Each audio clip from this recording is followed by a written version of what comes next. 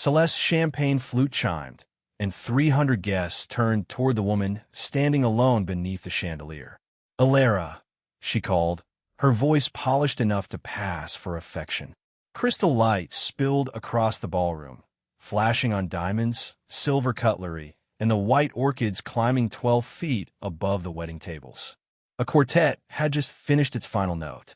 In the sudden quiet, Elara could hear the faint hiss of candle wicks and smell gardenias beneath the sharper trace of expensive perfume. Damian Cross stood beside his new bride at the head table, one hand resting at the small of the woman's back. 5 years earlier, that hand had worn Elara's ring. Now it tightened as Celeste continued. "We were surprised she accepted the invitation, but perhaps we shouldn't be." A soft ripple of laughter moved through the room. Celeste's burgundy silk gown caught the light as she descended from the dais. Some women build companies. Some create legacies. She stopped close enough for Elara to see the powder settled into the fine lines around her mouth.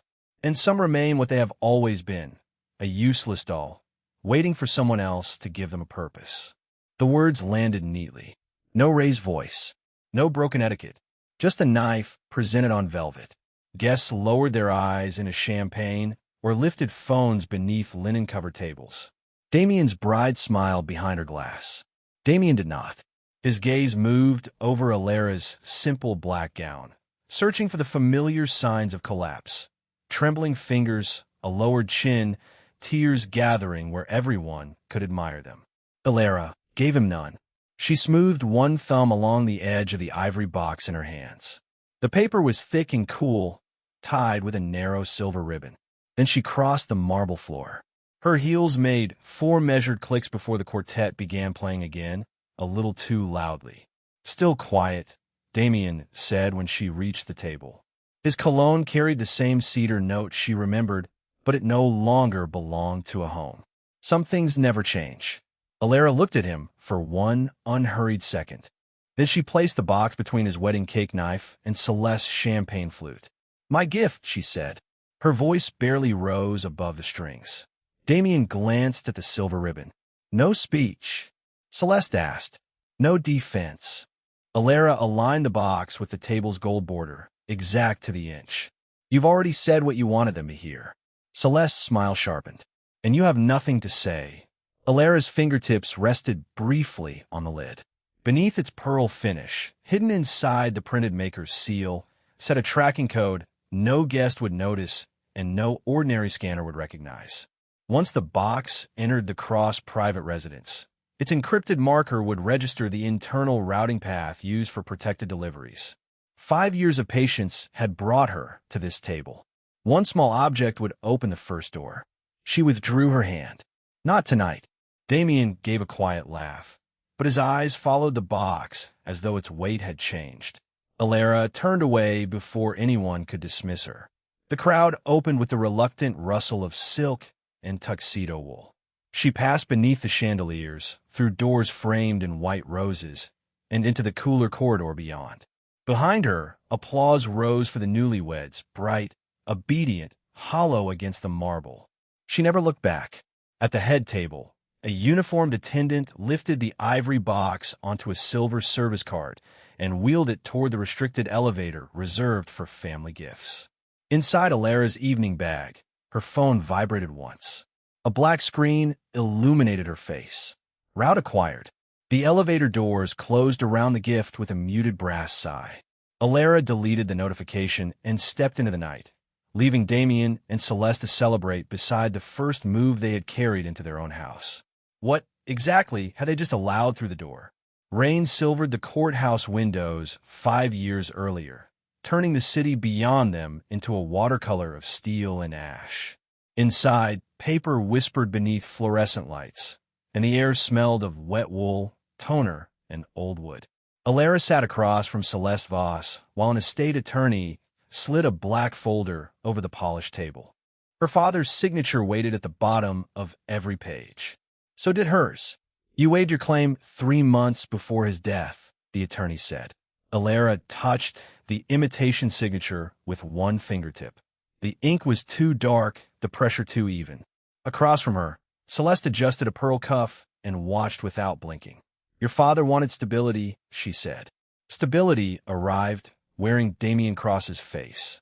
That evening, Elara found him in the Cross Tower boardroom beneath a ceiling of smoked glass.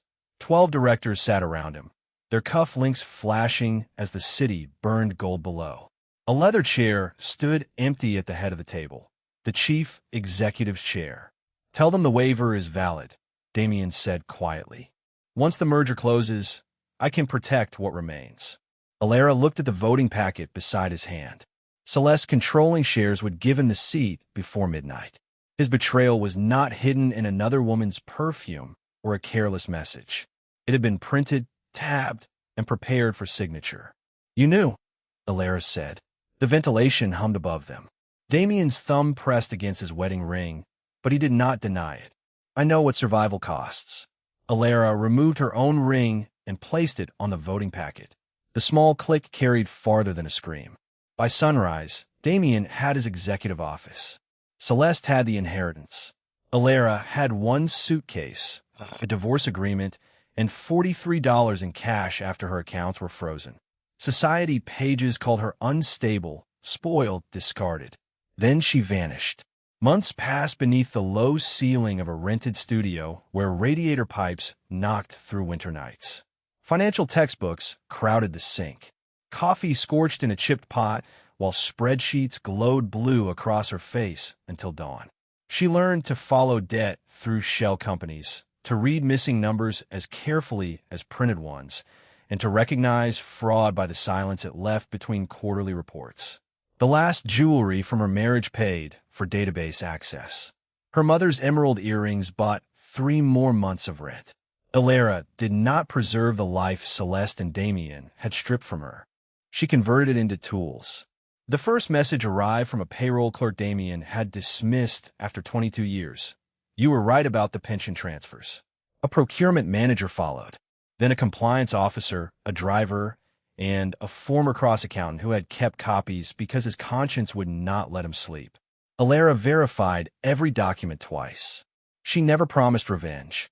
She promised that truth would not be wasted. On a freezing February morning, she opened an encrypted account beneath the name Wren. The initials carried no photograph, no lineage, no ruined marriage. Only precise forecasts that exposed concealed liabilities and warned investors before corrupted deals collapsed. Within 2 years, executives whispered the name in private terminals. Within 4, anonymous sources trusted it more than their own boards. By the 5th, Wren had mapped every loan Damian had buried and every forged transfer Celeste believed erased. In the studio's gray dawn, Elara closed the final file and watched the upload bar reach 100%. The package did not contain everything, only enough to make the market look where she pointed. At 8:59 a.m., her cursor hovered over release. At 9 o'clock, she clicked. Somewhere inside Cross Tower, the opening bell began to ring. The opening bell rolled through Cross Tower like a blade drawn across glass. On the trading floor, blue-white monitors flickered beneath refrigerated air, and the bitter smell of burnt coffee hung over rows of polished desks. At 9:03, the first alert appeared. At 9:04, 6 more followed. By 9:07, Cross Meridian shares were falling hard enough to silence the room. In her studio, Elara watched the red line descend without touching the cooling cup beside her. The package released under Wren's name contained loan schedules, registry extracts, and board authorizations bearing Damian Cross's signature. Together, they proved that he had pledged protected company assets as collateral without shareholder approval, then concealed the obligations through shell entities. Nothing had been alleged. Every figure could be verified. Every path led back to him. 30 floors above the trading floor, Damian stood at the end of a black marble conference table while phones vibrated against walnut and financial news hissed from the wall screen. His new wedding band flashed when he snatched up the printed report. Who authenticated this? Paper rasped beneath his fingers. No one answered quickly enough. A director finally cleared his throat.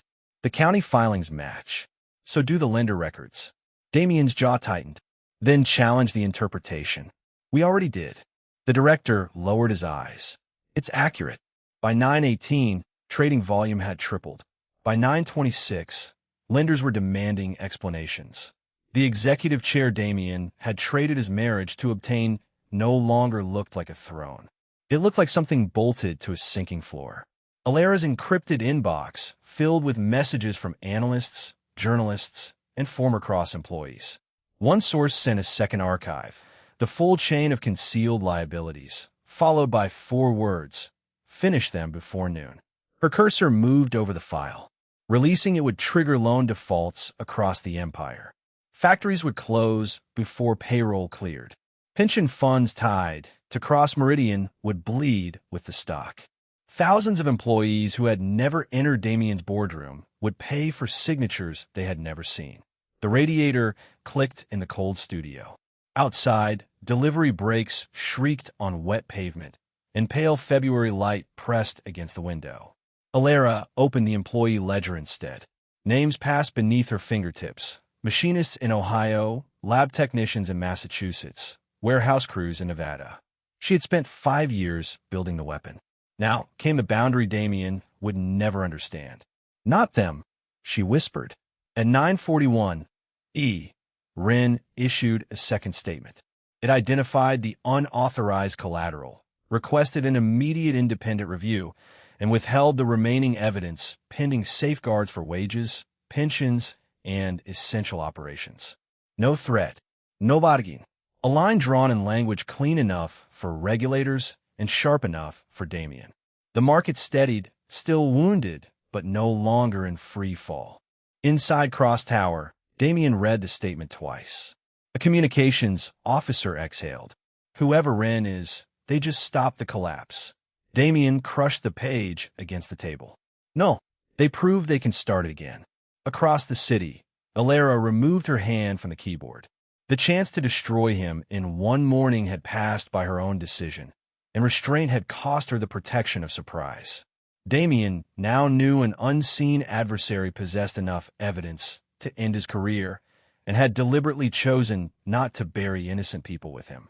At 9:47, a secure message appeared on Wren's screen from Cross Meridian's internal legal server. 11 words glowed against the dark glass. You spared the company. Now tell me what you want from me. The sender was Damian Cross. Elara read it once, then opened a blank reply. Rain traced silver lines down the windows at 10:16, turning the city beyond Elara's studio into a watercolor of steel and smoke. The radiator clicked beneath the sill, and Damian's message still glowed on her laptop when 3 measured knocks crossed the room. Elara closed the blank reply before opening the door. Adrian Vale stood beneath the flickering hallway light, rain darkening the shoulders of his charcoal coat. He carried no entourage, only a slim leather case. Wren, he said. Not a question. Elara left one hand on the door. That name isn't on the directory.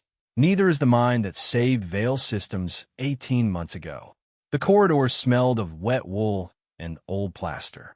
Adrian waited without reaching for the threshold, granting her the choice Damian had always taken from her. Elara stepped aside. Inside, the kettle released a thin whistle. Adrian placed the leather case on her scarred wooden table and opened it beneath the amber kitchen light. Printed across the first page was a restructuring model she had built under the Wren identity, a sequence of debt conversions that had exposed a hostile takeover before its architects could seize his company. Her handwritten notation had been reproduced in the margin. Protect the engineers. Cut the predators loose. Your board credited 3 law firms, Elara said. My board prefers expensive explanations. Adrian slid the page toward her. I prefer correct ones. His gaze moved to the second monitor, where Cross Meridian's employee liabilities remained separated from its executive debt. Recognition sharpened quietly behind his eyes.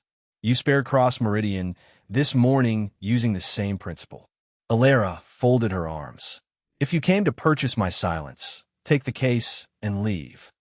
I came because silence has been purchasing men like Damian for years. Adrian removed a matte black access key and set it beside the papers. The metal struck the table with a soft, decisive click. Veil Systems maintains an independent forensic audit network.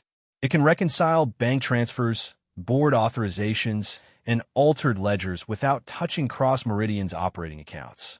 No laughs. No frausen parol. Elara did not pick it up, and in return, you tell me, no ownership demand, no request for her archive. Even the rain seemed to soften against the glass as Adrian turned the open case toward her, exposing a signed authorization bearing a seal. The blank conditions field waited beneath it. Elara uncapped a pen. The nib whispered over the paper. Veil would not identify Wren, claim her findings, contact Damian, or release evidence without her written consent. Any recovered funds would first protect employee pensions and families harmed by executive misconduct. Adrian read every line. Then he signed. His signature transferred access, but not command. Elara inserted the key into her laptop. Cold blue light spilled across both their faces as the audit portal opened. Secured servers, archived approvals, and 5 years of ledgers now within reach. She created a new permissions tier, restricted Adrian from her private archive, and granted herself sole authority over the investigation. Instead of objecting, he removed his phone from the table and switched it off. Your identity remains yours, he said. For 5 years, powerful men had valued Elara only when they believed they could own what she knew. Adrian had crossed the city to place power in her hands and ask what limits she required. She finally looked at him without the armor of anonymity. You recognized me from the wedding.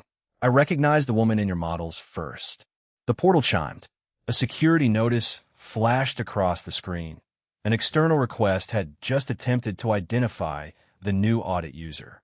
Damian was already searching for Wren. Elara's fingers settled over the keys, but Adrian closed the leather case and rose, leaving the access key behind. Set the terms, he said. I'll accept the risk. Elara opened a secure reply to Damian. This time, the page did not remain blank. Independent audit, protected payroll, full executive disclosure. She pressed send, and the balance of power shifted before the rain reached the street. Damian had asked what Wren wanted. Now he had her conditions, and 48 hours to accept them.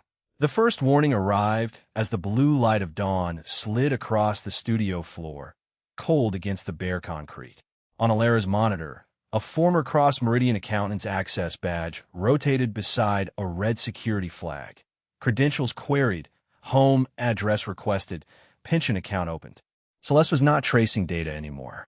She was hunting the person who had preserved it. Elara called him through an encrypted line. Behind his strained breathing came the metallic rattle of a commuter train and a station announcement blurred by static. They contacted my daughter's employer, he whispered.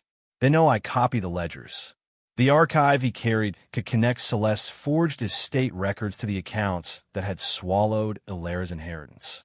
It could also end an old man's quiet life before he reached the hearing room. Elara looked at the black access key Adrian had left beside her keyboard. Its beveled edge caught the morning light like a blade. Do not send me anything else, she said. Go to the attorney listed in the packet. Use the name I gave you. If they find out who Wren is, they won't need to find out. Across the city, Celeste attorneys moved with polished efficiency. Requests landed at data firms. Private investigators called former employees. A financial network prepared a segment portraying Wren as a foreign speculator hiding behind encrypted accounts. By 8:30, 3 dark sedans had stopped outside the accountant's apartment building. Their engines idled beneath bare trees, low and patient. Elara opened the disclosure page of the audit portal. 5 years of anonymity sat behind one empty field. The name had allowed doors to open without anyone seeing the woman Damian had discarded. It had earned trust from people who would once have looked past Elara at a dinner table. Once surrendered, it could never be recovered. Her phone vibrated against the marble windowsill. Adrian's voice came through, quiet beneath the hum of his office ventilation. Veil Security can relocate him without exposing you. Then Celeste will keep tearing through everyone who ever spoke to Wren. Elara entered her legal name. Adrian said nothing for several seconds. This puts every camera on you. That is where I want them, at 9:07 a.m., While reporters gathered outside Cross Meridian's glass headquarters, Wren's verified account activated a live broadcast. The studio lights were unforgiving. They revealed the faint scar near Elara's temple, the frayed cuff of her charcoal jacket, and the steady hand placing her passport beside the access key. "My name is Elara," she said. "I am Wren." No former employee, accountant, or source directed my disclosures. Every publication decision was mine. Camera shutters erupted through the open feed like hard rain. She displayed the independent chain of custody receipt, proving the accountant's archive had already been secured by counsel.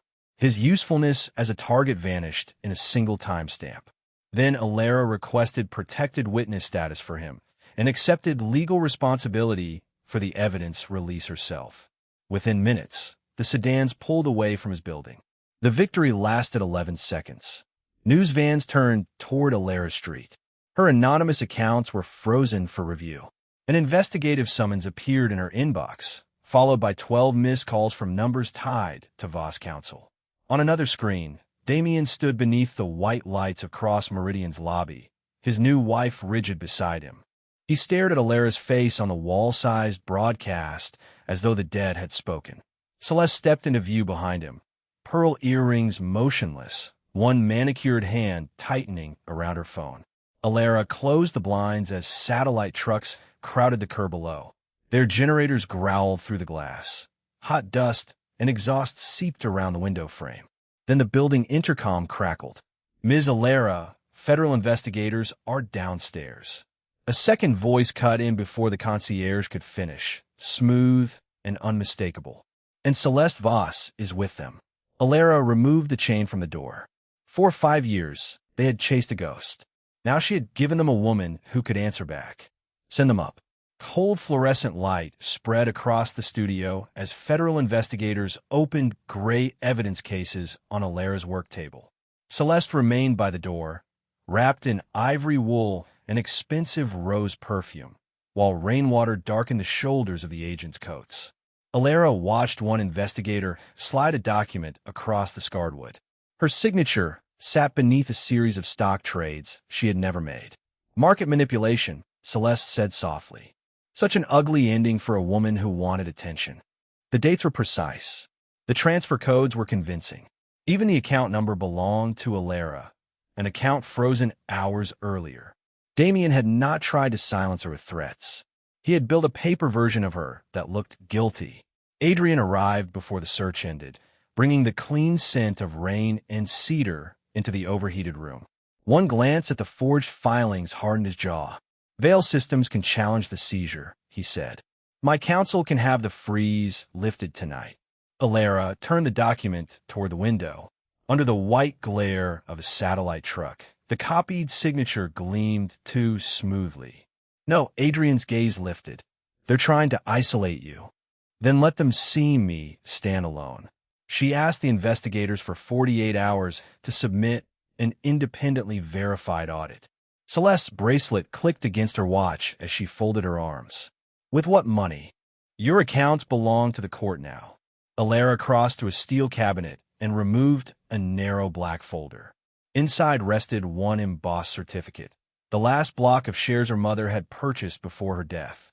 It had survived the forged inheritance papers, the divorce, and 5 years of rented rooms because it had been registered separately in Elara's name. Adrian recognized the seal. "That is the last thing she left you." "No," Elara said, touching the raised lettering once. "She left me the ability to choose." By noon, the certificate lay beneath glass in a private brokerage office. Amber lamps warmed the walnut walls. The air smelled of leather, toner, and burnt coffee. Elara signed the sale authorization while Cross Meridian's price flickered red across a silent screen. The shares vanished from her portfolio. In exchange, the independent forensic firm received enough funding to examine every trade, server log, and executive authorization without Veil Systems paying $1. The choice stripped Damian of his easiest accusation. Adrian could no longer be painted as the billionaire financing a private vendetta. Outside, cameras flashed against the wet pavement. Inside, Elara pressed her mother's empty folder closed. Adrian said nothing until they returned to the studio. Then he placed a voting proxy beside the forged records. The document carried Vale System's seal and transferred his full cross-meridian voting authority to Elara for the duration of the audit. "You asked me not to rescue you," he said. "I won't." His pen made a quiet tap against the table. "But trust is not rescue." Elara read the final clause. Adrian had surrendered influence he could not reclaim until the review concluded. If she failed, his company would share the fallout. If she succeeded, Damian would face her with Adrian's votes in her hand. She signed. Across town, Damian received the proxy notice beneath the cold marble lights of Cross Meridian's executive floor.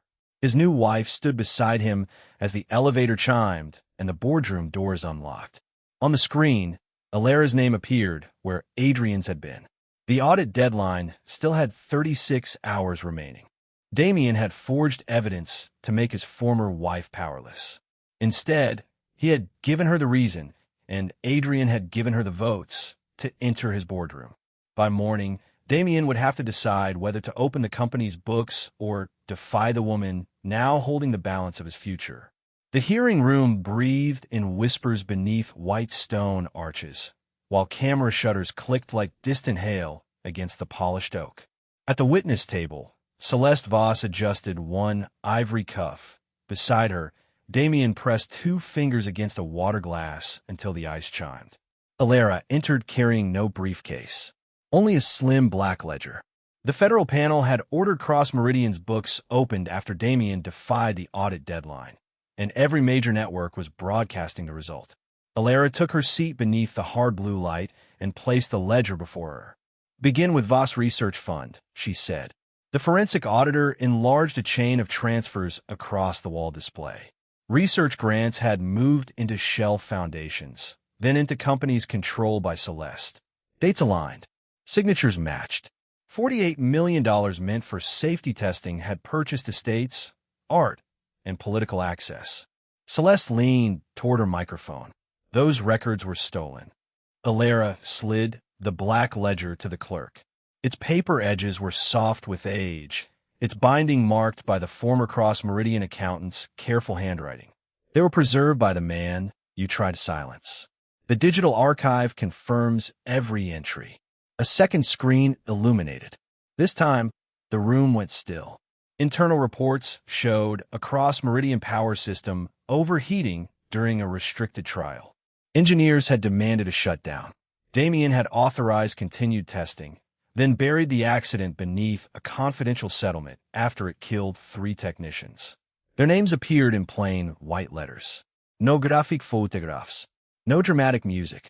Just 3 lives reduced to lines Damian had expected never to face. His new wife turned toward him, the silk at her shoulder making a faint rasp. "You told me no one died." Damian did not answer. Elara opened the final file herself. Celeste stole the money that should have prevented the failure. Damian concealed the death to protect the merger that bought him his executive chair. Celeste's perfume hung sweet and heavy beneath the ventilation. "You have evidence," she said, each word clipped clean. "Evidence is not ownership." Elara looked toward the clerk. "Read the creditor schedule." A stack of sealed instruments was placed beneath the document camera. One by one, the clerk named distress bonds, defaulted development loans, equipment liens, and senior debt. Cross Meridian had sold over 5 desperate years. Each had been acquired by different holding companies. Each company terminated at the same beneficial owner. Wren. A murmur rolled from the press gallery to the back wall. Damian's hand left the glass. Elara had not merely watched his empire weaken. While he dismissed her as ornamental, she had bought its obligations at pennies on the dollar, patiently gathering every lever he believed belonged to faceless creditors. The clerk reached the controlling covenant. Cross Meridian's concealment of material fatalities had triggered immediate default. Voting authority over restructuring now rested with the senior creditor, Elara. Adrian remained 2 rows behind her, silent, his proxy untouched in her folder. This power had not come from him.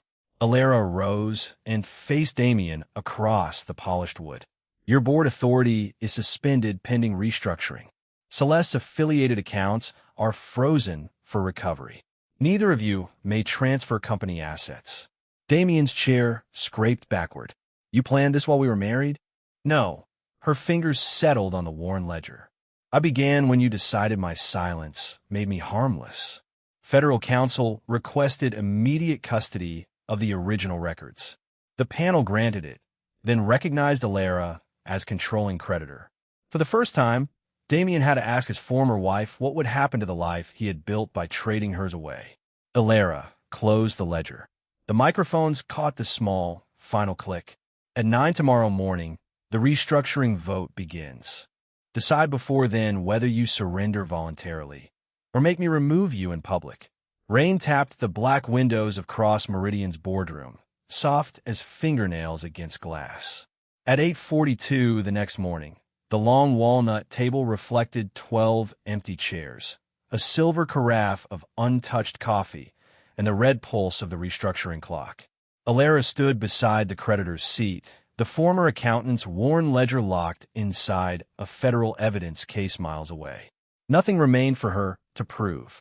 The choice belonged to Damian now. He entered without counsel. His tie hung loose beneath an unbuttoned collar, and yesterday's wedding band flashed when he placed a cream envelope before her. My resignation, he said. The ventilation system whispered above them. Elara opened the envelope, but did not touch the signature line. Damian had surrendered his title, his board authority, and every severance benefit attached to the office Celeste had bought for him with Elara's inheritance. Yet one clause remained blank: acceptance of personal liability for the families harmed by the concealed technology accident. You left this unsigned because it destroys me. No, Elara said, sliding the document back across the cool wood. The deaths did that. This decides whether their families pay for it. Damian's jaw tightened. Through the glass wall, employees gathered beneath the blue-white lobby screens, waiting to learn whether their pensions would survive the morning. He glanced toward them, then at the clock. 8:51. If I sign, my assets go into the compensation trust. Your unprotected assets. My house. My accounts. Everything I built. Elara's gaze remained on the empty line. 5 years earlier, he had watched Celeste erase her name from an estate and called it necessary. Now necessity had come wearing his signature. The boardroom doors opened behind him. Damian's new wife stepped inside, still in the pearl earring she had worn at the hearing. Her perfume carried faintly through the room, but the bridal polish was gone. No diamonds rested on her left hand. She placed his wedding ring beside the silver carafe. Metal struck stone with a clean, bright note. You told me the accident caused injuries, she said. You knew there were deaths. Damian did not turn. I was protecting the company. You were protecting the chair. She walked out before he could answer, her heels fading across the marble until only the rain remained. At 8:56, Damian picked up the pen. His fingers hovered once, then pressed down. Black ink moved across the liability clause, slow and irreversible. He signed a resignation beneath it and pushed both pages toward Elara. Is this what you wanted? Her thumb rested against the paper's rough edge. I wanted you to choose without someone else paying the price. At 9, the wall screens brightened. The restructuring vote opened, but Damian no longer possessed a seat from which to resist it. Elara entered the signed surrender into the record, activated the employee pension protections, and transferred his eligible personal assets into the Victims' Compensation Trust. Then she declined Adrian Vale's proxy without looking toward the silent figure at the rear of the room. Her creditor control was sufficient. This decision would carry her name alone. Celeste appeared on the lobby screen under federal escort, her ivory coat stark beneath the camera lights. She demanded an injunction, then stopped when Elara filed the final restructuring motion. Cross Meridian would not be liquidated. Its profitable divisions would survive, its workers would be protected, and every company bearing the Voss name would be removed from control. Damian stared at the filing. You could have burned all of it. Elara closed the folder. That would have made me your heir. Outside, thunder rolled over the city as the vote shifted green, one column at a time. Damian had surrendered. The empire remained standing. At noon, Elara would walk into its headquarters not as the discarded wife returning for revenge, but as the woman empowered to decide which lives built on her silence would be allowed to continue. At noon, the brass elevator doors opened with a muted chime, releasing the scent of cold steel and floor wax in across Meridian's marble atrium. Conversations thinned beneath the white glare of the lobby screens. Elara stepped out carrying no flowers, no trophy, only the restructuring order in a slim black folder. 5 years earlier, security had escorted her through these same doors while Damian watched from the mezzanine. Now the guard straightened and opened the turnstiles. Upstairs, Celeste stood before the emergency board under federal escort, her ivory coat creased at the cuffs. "This woman has no right to dismantle my family," she said, striking the polished table with her injunction request. Elara placed the signed creditor order beside it. The paper made almost no sound. "Your request was denied 9 minutes ago." An agent removed Celeste's access badge. Another sealed the Voss executive offices, freezing every affiliated account named in the restructuring order. Celeste reached for the badge, but the red indicator had already gone dark. Through the glass wall, employees watched her pass between the agents toward the elevator. No one lowered their eyes. At the opposite end of the table, Damian sat without a jacket, the pale indentation of his missing wedding ring visible against his hand. His resignation, liability agreement, and asset forfeiture had been entered into the record. Elara slid one final document toward him: permanent removal from Cross Meridian and every surviving division. He read the first page, then looked toward the chair he had traded their marriage to possess. "Was this all you wanted?" The ventilation hummed above them.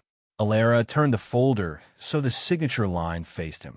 "No, I wanted you to understand what you bought." Damian's pen hovered. Beyond the windows, sunlight flashed across towers of glass, bright enough to expose every fingerprint on the boardroom table. "And now," he asked, "now the families receive what you hid from them. The employees keep what they earned. You keep the truth attached to your name." He signed. The board secretary removed his brass nameplate. That small scrape of metal against would carried farther than any accusation. Elara then entered the operations floor, where hundreds of monitors cast blue light over silent faces. She activated the pension protections, transferred the first payment into the victim's trust, and restored funding to the safety division Celeste had looted. Applause did not come immediately. First came the soft clicking of keyboards as workers saw their benefit secured. Then one person stood. Another followed. The sound rose slowly. Not worship, not spectacle, but recognition. Adrian Vale remained near the rear doors, his hands empty. When their eyes met, he inclined his head. Elara had needed neither his proxy nor his rescue. She crossed to the executive office and stopped before the portrait wall. Celeste's photograph came down first. Damian's followed. She did not replace them with her own. Instead, she ordered the wall fitted with the names of those killed in the concealed accident and the accountants, engineers, and employees who had preserved the truth. By dusk, Celeste was in federal custody. Damian had left through the service exit without a title, a wife, or the fortune built through silence. And Cross Meridian still stood, stripped of the two people who had mistaken cruelty for power. Elara opened the blinds. Amber light spread across the bare office, warming the glass and the dark wood beneath her fingertips. Damian had once called her ornamental because he had never noticed the mind behind her stillness. In the end, she did not become the doll they could display, discard, or break. She became the hand that removed them from the life they had stolen.